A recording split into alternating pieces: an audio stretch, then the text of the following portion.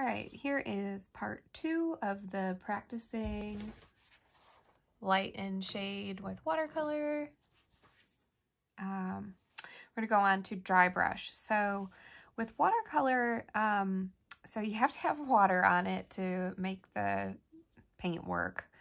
But what that means is that you're going to blot it off and get your brush fairly dry before you put it on the paper. So I'm going to start with drying out my brush as much as possible so that there's not a lot of water up in the bristles. It's better if you start with like a totally new dry brush. And I'm going to pick up just some of the paint here. And before I put it on the surface, I'm going to blot it. Blot, blot, blot. And then I'm just going to pull a few, so that's still got a bunch of water in it. Pull a few brush strokes here. And this is going to be very light and kind of hard to tell. Let me switch colors here. There we go.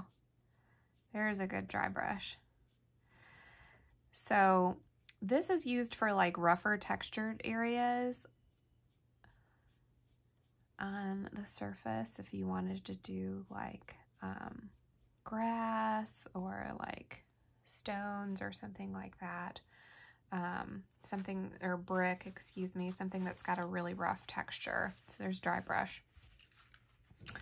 Splattering, you're going to want to have a lot of really wet paint. An old toothbrush works really good for this. But before you get started, you want to cover and mask all of the areas where you don't want it to get splattered. So I'm just going to lay some paper towel down around it like this.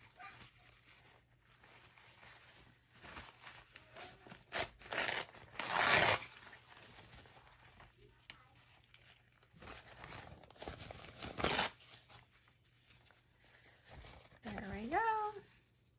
This is my controlled space, and I happen to have an old toothbrush that I will use. So I'm gonna dip this into purple, and then I'm going to pull back the bristles and flick it with my finger. So I'm controlling where it's being splattered on here as best as possible. It still kind of goes a long way, so I might have some of this splatter in other parts of my paper. So when you are masking, make sure you really mask like all of the surface. As you can see, like I got a few little splatters out here on the outside, but no big deal because this is just a test paper anyways. So, and then the last technique I want to show you today on this is using a resist. So there's a lot of different things you can use as a resist. Today I'm just going to show you how to use masking tape as a resist. You can use rubber cement, you can use contact paper, which is like the shelf liner kind of material. And there's this fancy special kind of watercolor resist that you can buy at an art store. What I'm doing right here is I'm picking up some lint before I put this on my paper so that it's taking some of the stick away. If you don't do this first, when you peel off the tape, it might peel your paper apart. So this just kind of helps with that process. So from here, I'm actually going to rip this into a smaller strip because I have a really tiny example here. So I'm going to make a couple stripes. And I'm just lightly gonna press it down. You don't need to like dig it into the paper. And I will just take some of this green that I have and paint. You want to pull the paint kind of quick. You don't want to go back and forth a lot, because then it will go underneath the tape. Okay, and then that has to dry. All right. Down here, I'm going to do a monochromatic value scale. So I'm going to start with my darkest, and then I'm gradually going to add more water to get to a light color. So I am going to use this green, because I already have this ready. So make sure my brush is really clean. Make sure I haven't mixed anything in my pan color. I'm gonna pick up a bunch of this green and put it over here. Remember, always check your ferrule to make sure there's not water droplets on it before you paint. Okay, so here I'm starting with my darkest. Try to paint this space nice and even. And then all I'm gonna do is I'm gonna start adding water to this.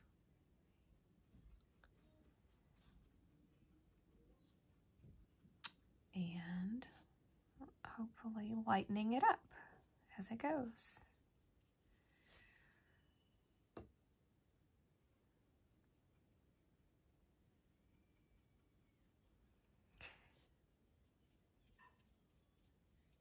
The color will always look a little bit darker when it's wet.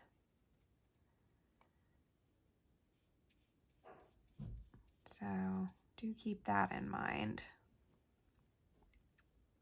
Sometimes you might need to like just do a little bit of mixing on the side and not mix the whole thing to keep lightening it up, which is what I'm doing. I'm letting the paint kind of drip down.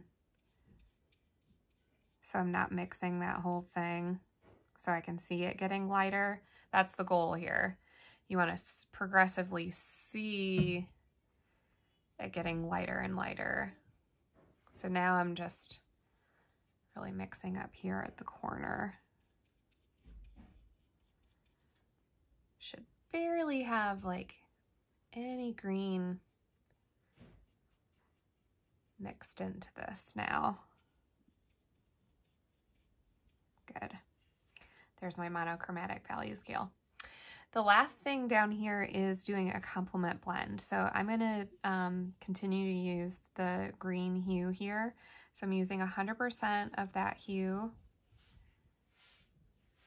here. I need to make that a little bit darker. So I'm just adding a little bit more of the color into it. Okay, 100% of the complement of green is red. So sticking with the same color scheme here across the surface. I'm going to go back and get some red. So I'm going to paint 100% red here.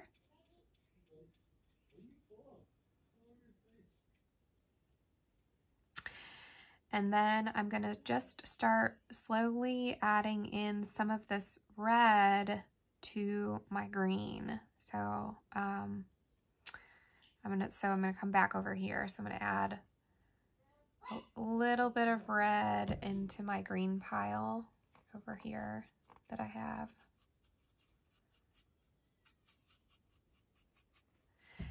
And when you get a 50-50%, it's gonna make kind of like a gray brown.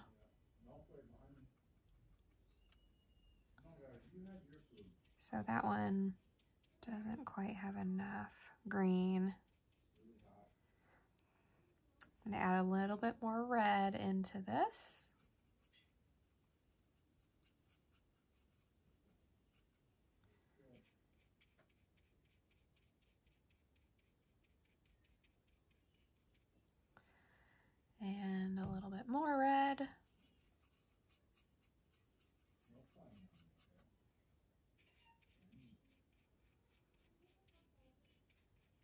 There's my like neutral,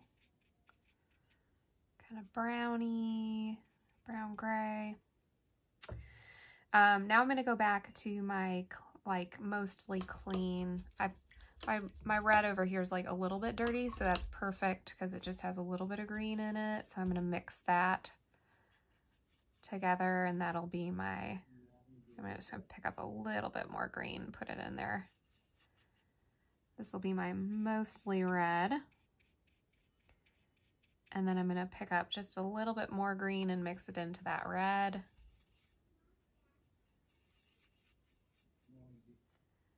And paint that here.